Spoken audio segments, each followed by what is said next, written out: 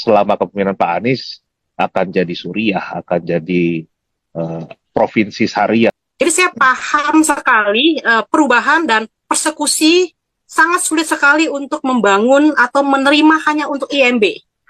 Oke. 34 tahun itu sangat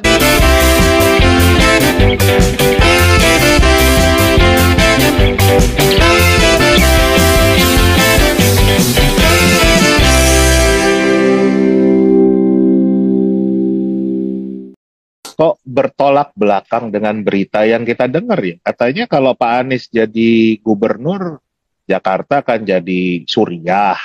Apalagi nanti kalau jadi presiden, Indonesia akan jadi negara khilafah. Kok Miss Reta sebagai penduduk Jakarta justru melihatnya hal yang berbeda. Jadi sebenarnya beritanya selama ini yang benar yang mana nih?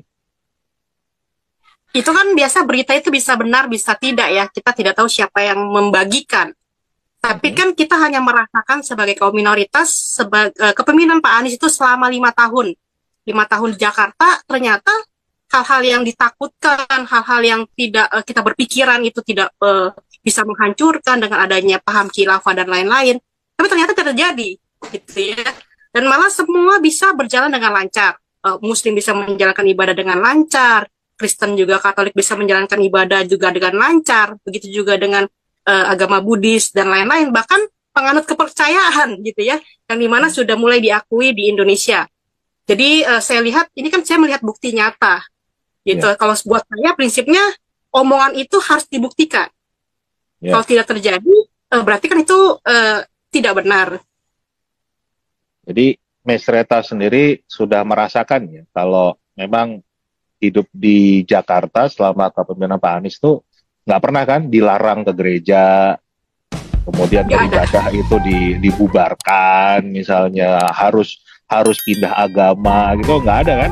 Jadi istilahnya itu cuman hoax aja, itu cuman fitnah saja kalau selama kepemimpinan Pak Anies akan jadi suriah, akan jadi provinsi syariah, tapi justru malah beliau merangkul semua agama, semua suku, semua latar belakang itu beliau upayakan hidup dalam keharmonisan.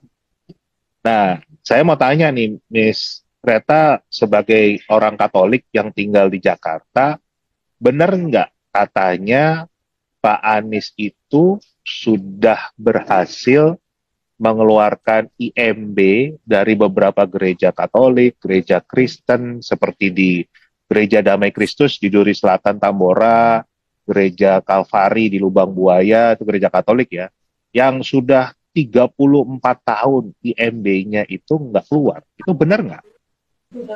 Nah, saya mau infokan di sini bahwa saya dari SMP tahun 94 ya, saya bersekolah di Damai Kristus, SMP Damai Kristus. Dan sekarang pun saya berdomisili dan beribadah